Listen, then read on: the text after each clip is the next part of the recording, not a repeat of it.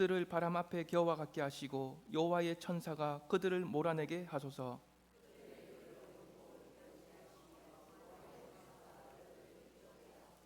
그들이 까닭 없이 나를 잡으려고 그들의 그물을 웅덩이에 숨기며 까닭 없이 내 생명을 해하려고 함정을 파사오니,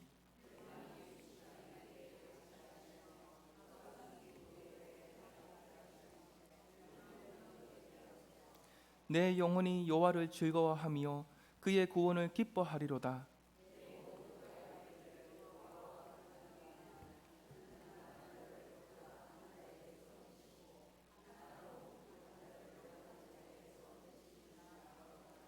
불의한 증인들이 일어나서 내가 알지 못하는 일로 내게 질문하며, 나는 그들이 병들었을 때에 굵은 베옷을 입으며 금식하여 내 영혼을 괴롭게 하였더니 내 기도가 내 품으로 돌아왔도다.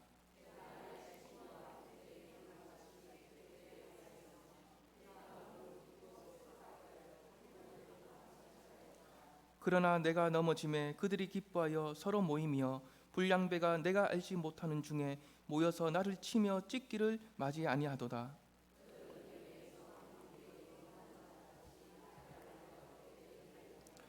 주여, 어느 때까지 관망하시려 하나이까? 내 영혼을 저 멸망자에게서 구원하시며 내 유일한 것을 사자들에게서 건지소서.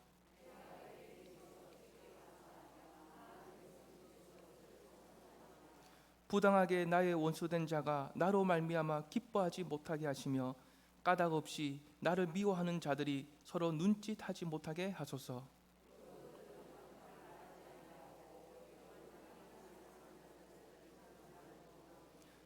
또 그들이 나를 향하여 입을 크게 벌리고 하하 우리가 목격하였도다 하나이다.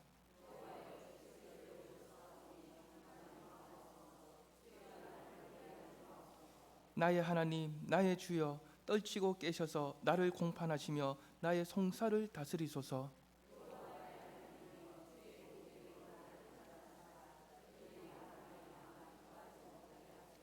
그들이 마음속으로 이르기를 아하 소원을 성취하였다 하지 못하게 하시며 우리가 그를 삼켰다 말하지 못하게 하소서.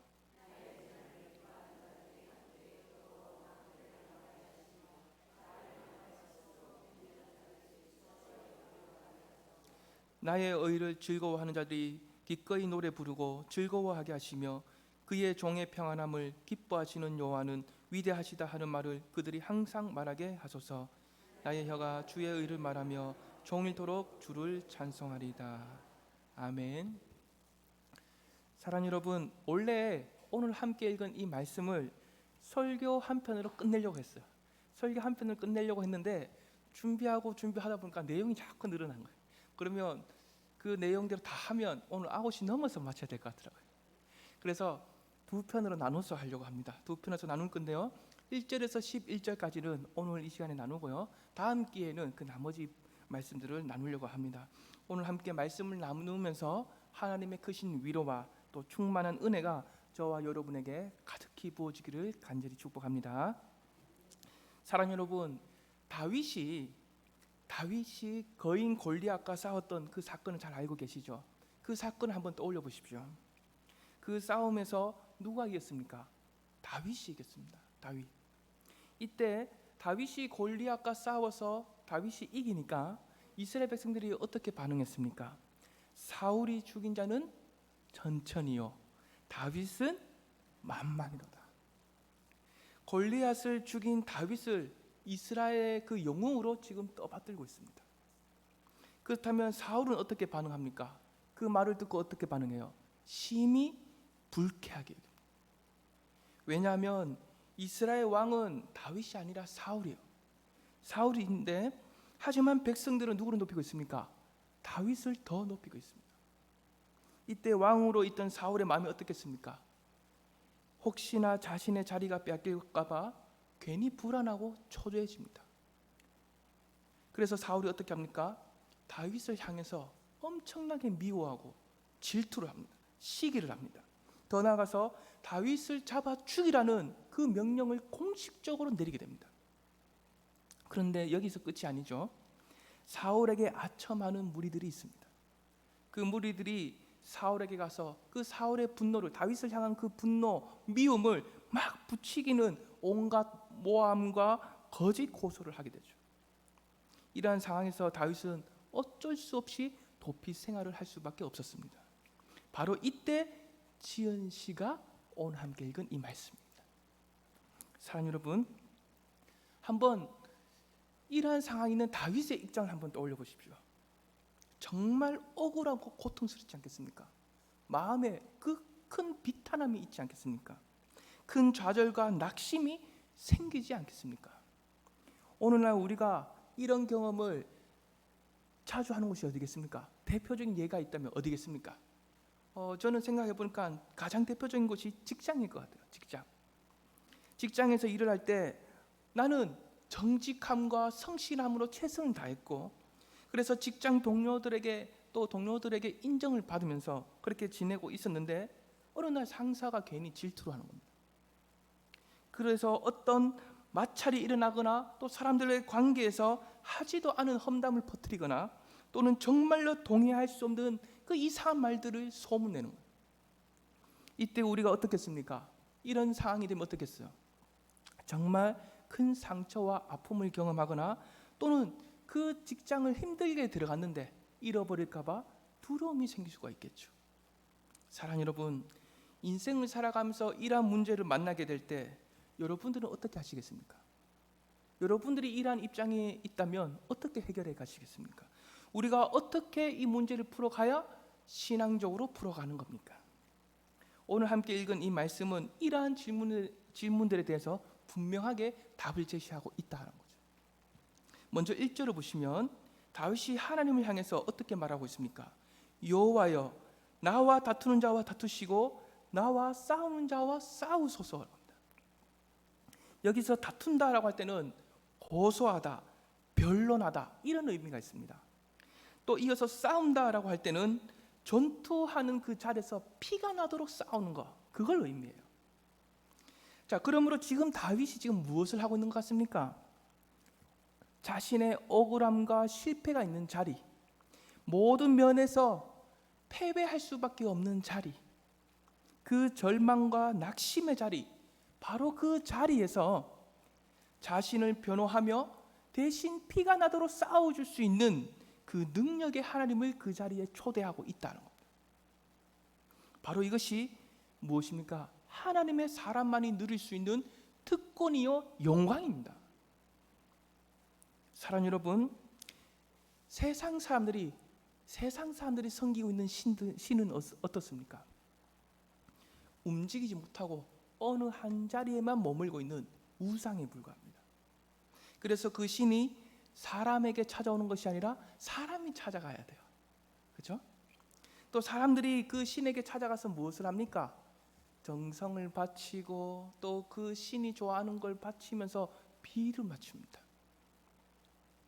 그래서 어느 정도 그 신이 좋아하는 만큼 비를 맞추고 정성을 바치게 되면 그 신은 그만큼 기뻐하게 되고, 그 기쁨만큼 내가 갖고 있는 문제와 어려움들을 조금 덜어주는 것, 이것이 바로 세상의 신들이고 세상에 있는 종교입니다.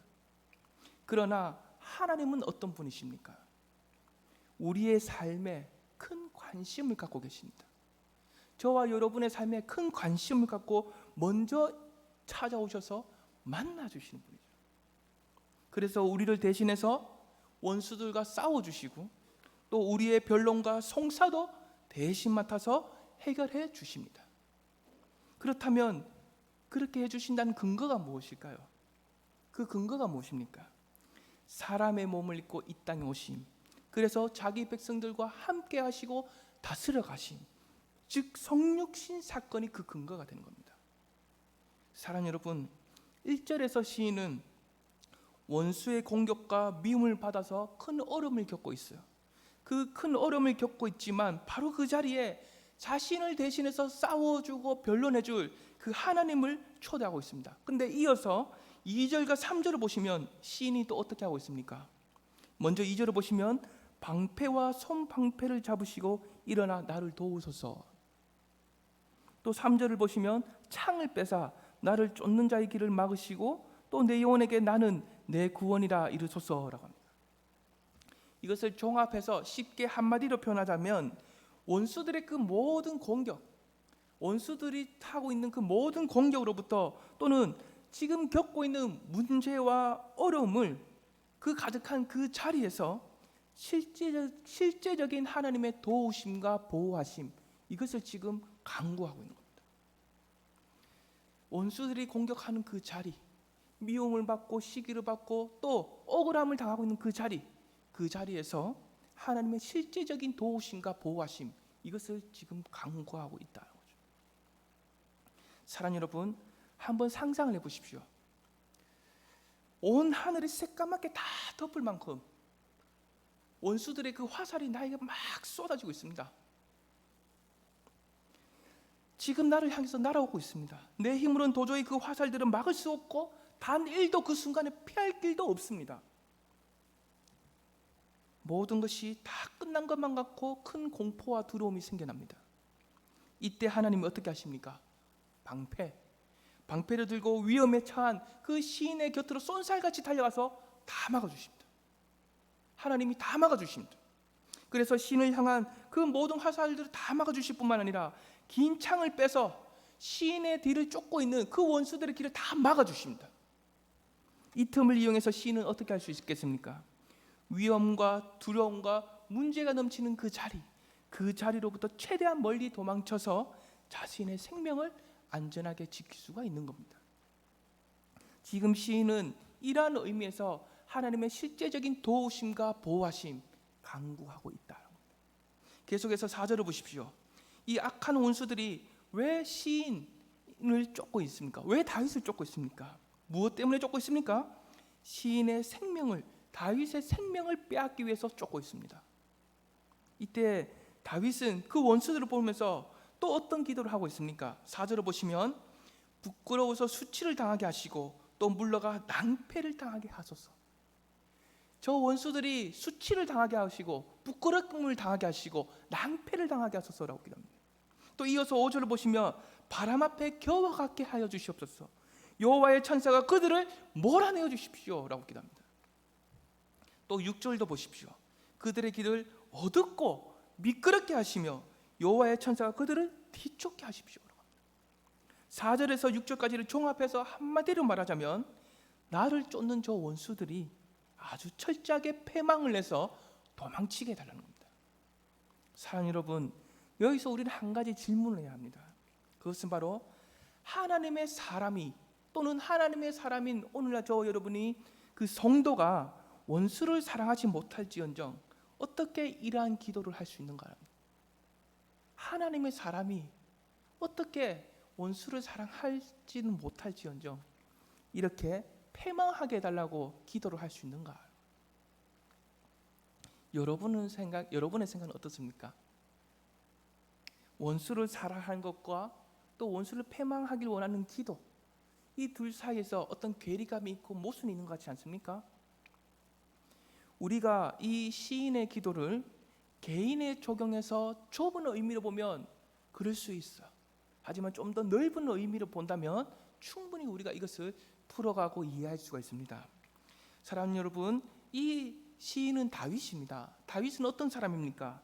하나님의 나라를 세워갈 그 통로이자 왕으로서 이미 기름 부음을 받았습니다. 그러므로 다윗은 왕이 되어야 합니다.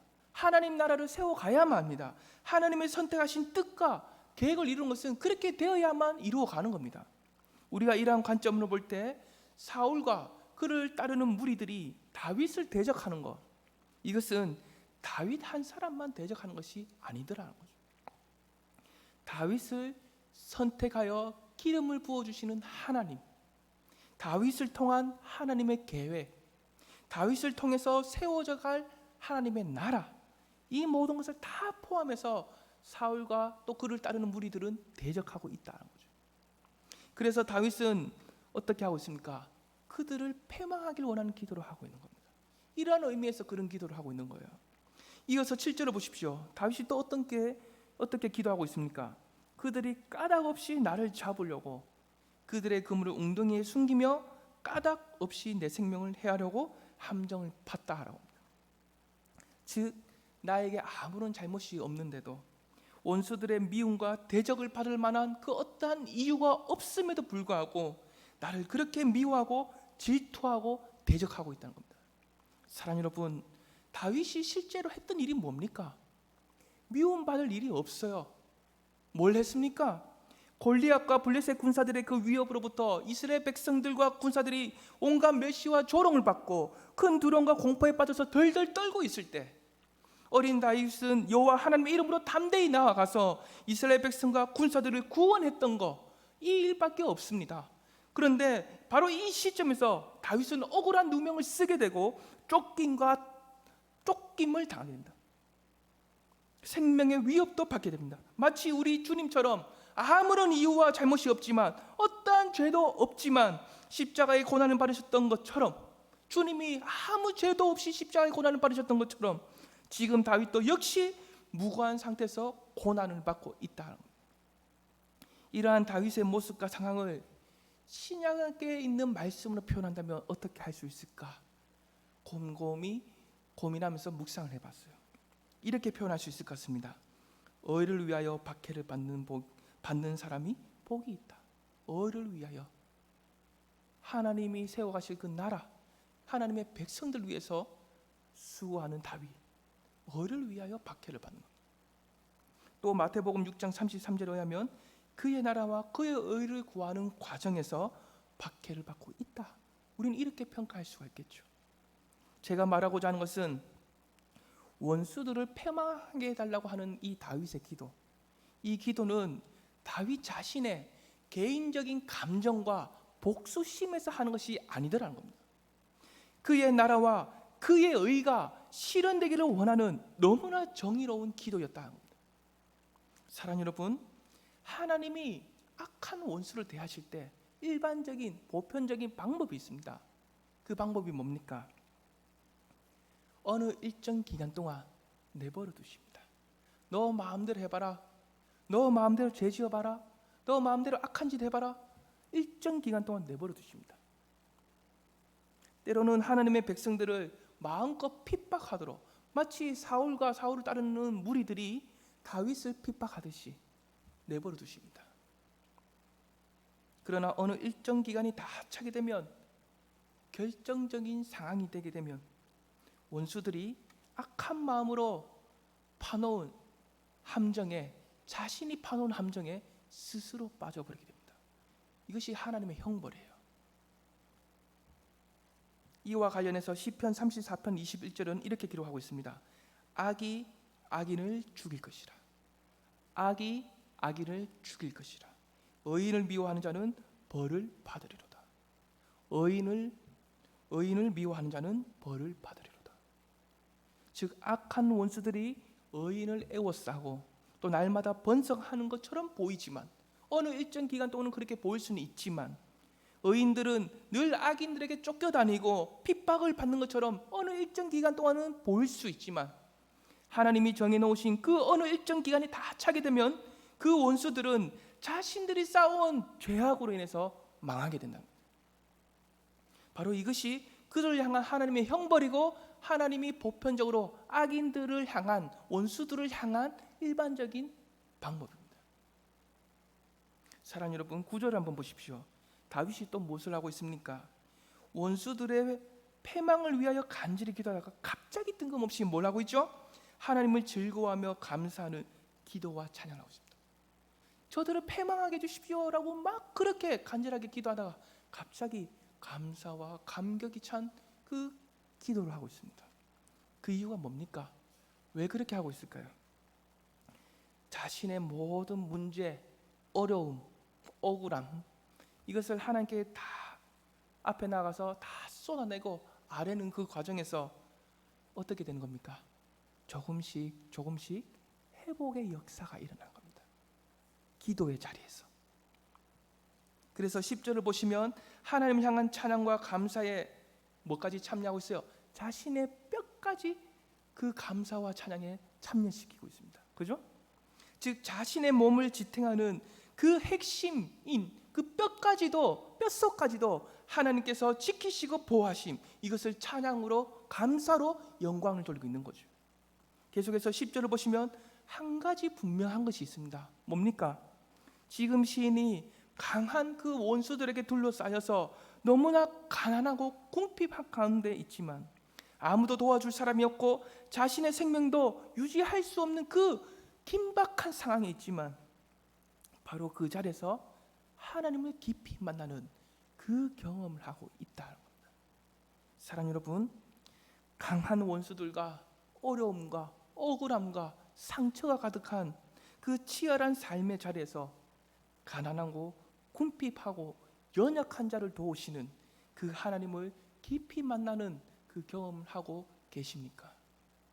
그분의 실제적인 도우심과 보호하심을 구하면서 회복의 역사를 누리고 계십니까?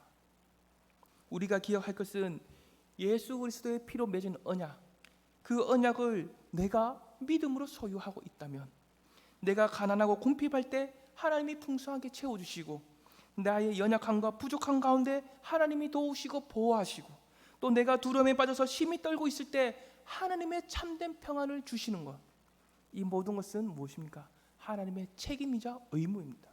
우리 안에 그 언약을 믿음으로 갖고 있다면요.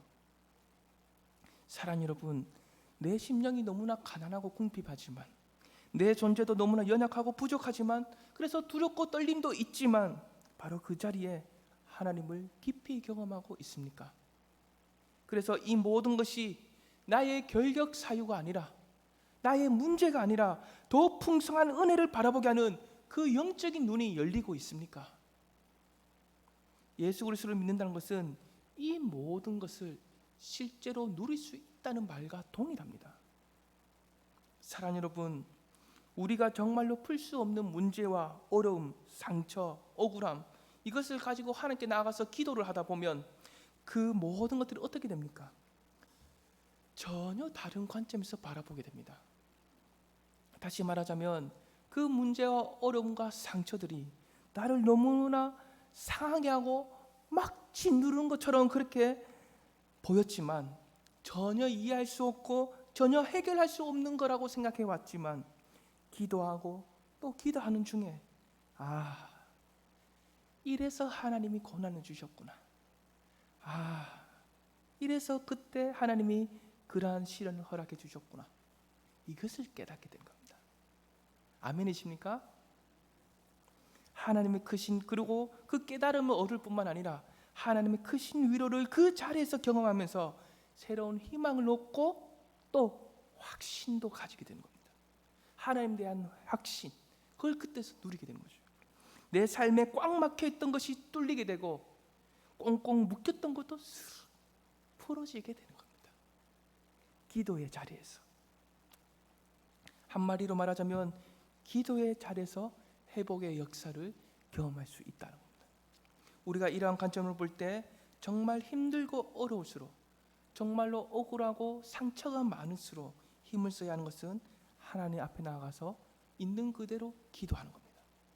사랑 여러분, 관계로 인해서 내 삶에 어떤 문제와 어려움이 있습니까?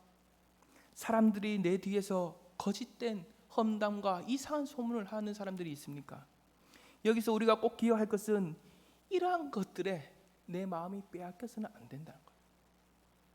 들을 필요가 없습니다. 오히려 기도의 자리로 나아가야 합니다. 기도의 자리로 나아가서 잠잠히 하나님 한 분만 바라보십시오. 누가 뭐라 해도 들을 필요 없습니다. 잠잠히 하나님만 바라보십시오.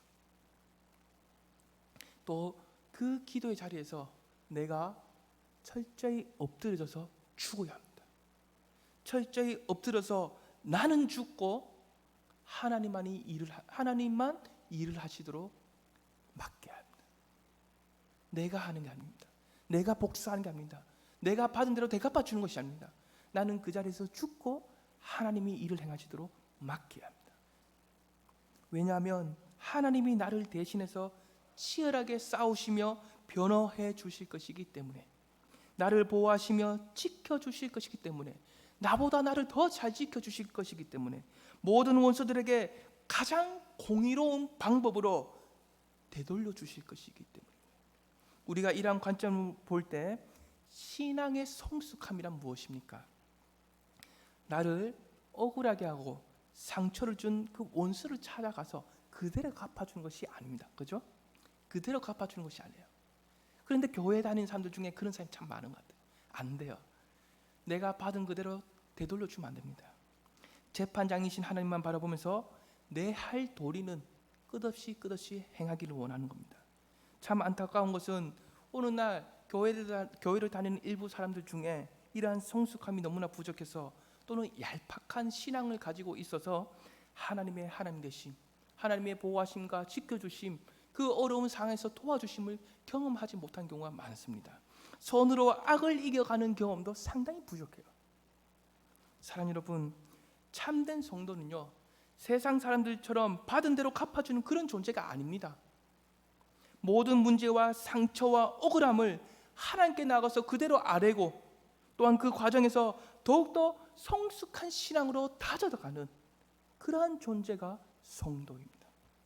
그러므로 우리 모두가 어떠한 어려움과 상처, 문제를 겪더라도 낙심하고 절망하는 것이 아니라 또 그 상대에게 가서 되돌려주고 갚아주는 것이 아니라 오직 하나님 한 분만 의지하면서 더욱 성숙한 신앙으로 다듬어지고 자라가는 하나님의 참된 성도가 될 수 있기를 간절히 축복합니다. 기도하겠습니다.